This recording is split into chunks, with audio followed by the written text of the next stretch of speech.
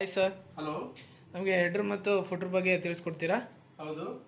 So ನಾವೀಗ MS office word ಅಲ್ಲಿ ಇರ್ತಕ್ಕಂಥದ್ದು. ಸೊ MS ಆಫೀಸ್ ವರ್ಡ್ ನಲ್ಲಿ ನಾವಿಲ್ಲಿ ಇನ್ಸರ್ಟ್ ಟ್ಯಾಬ್ ಮೇಲೆ ಕ್ಲಿಕ್ ಮಾಡಿದ್ರೆ ಈ ರೀತಿಯಾದಂತಹ ಆಪ್ಷನ್ಸ್ ಗಳು ಓಪನ್ ಆಗ್ತವೆ.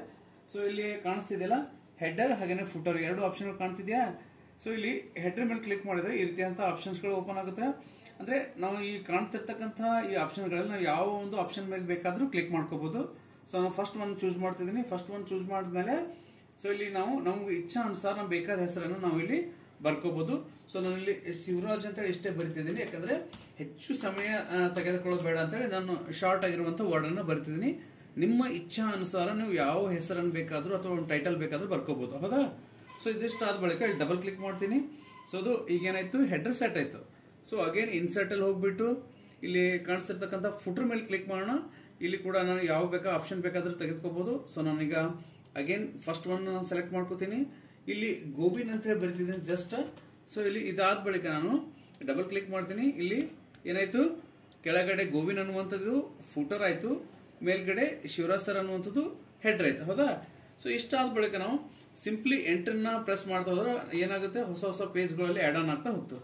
ಇದು ತಮ್ಮೆಲ್ಲರಿಗೂ ಗೊತ್ತಿರ್ತಕ್ಕಂಥ ಎಂಟರ್ ಪ್ರೆಸ್ ಮಾಡೋದು ಏನಾಗುತ್ತೆ, ಹೊಸ ಹೊಸ ಪೇಜ್ ಆಡ್ ಆನ್ ಆಗ್ತಾ ಹೋಗ್ತದೆ. ಅದ್ರ ಜೊತೆಗೆ ಹೆಡರ್ ಫುಟರ್ ಕೂಡ ಆಡ್ ಆನ್ ಆಗ್ತಾ ಹೋಗ್ತದೆ. ಕಾಣಿಸ್ತಿದ್ಯಾ? ಪ್ರತಿ ಪುಟದ ಮೇಲ್ಭಾಗದಲ್ಲಿ ಹೆಡರ್ ಹಾಗೇನೆ ಪುಟದ ಕೊನೆಯಲ್ಲಿ ಫುಟರ್ ಓಪನ್ ಆಗಿರ್ತಕ್ಕಂಥದ್ದು. ಹೌದಾ? ಸೊ ಇದು ಒಂದೇ ಸಾರಿ ಬರೆದ್ರೆ ಸಾಕು, ಪ್ರತಿ ಪುಟದ ಮೇಲ್ಭಾಗದಲ್ಲಿ ಮತ್ತೆ ಕೆಳಭಾಗದಲ್ಲಿ ಹೆಡರ್ ಫುಟರ್ ಆಡ್ ಆನ್ ಆಗ್ತಾ ಹೋಗ್ತದೆ. ಸೊ ಅದೇ ರೀತಿ ಎಕ್ಸೆಲ್ ಅಲ್ಲೂ ಕೂಡ ನಾವು ಮಾಡಬಹುದು. ಸೊ ಎಕ್ಸೆಲ್ ಅಲ್ಲಿ ಹೇಗಂದ್ರೆ ನೋಡಿ, ಇಲ್ಲಿ ಕೂಡ ನಾವೇನ್ ಮಾಡಬಹುದು, ಇಲ್ಲಿ ಇನ್ಸರ್ಟ್ ಆಮೇಲೆ ಕ್ಲಿಕ್ ಮಾಡಿದ್ರೆ ಈ ರೀತಿಯಂತ ಆಪ್ಷನ್ಸ್ ಗಳು ಓಪನ್ ಆಗ್ತವೆ.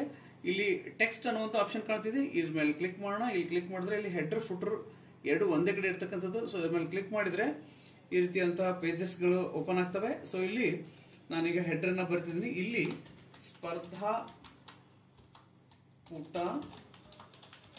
ಅಕಾಡೆಮಿ ಅನ್ನುವಂತ ನಮ್ಮ ಒಂದು ಚಾನೆಲ್ ನ ಹೆಸರನ್ನ ಬರ್ತಿದ್ದೀನಿ.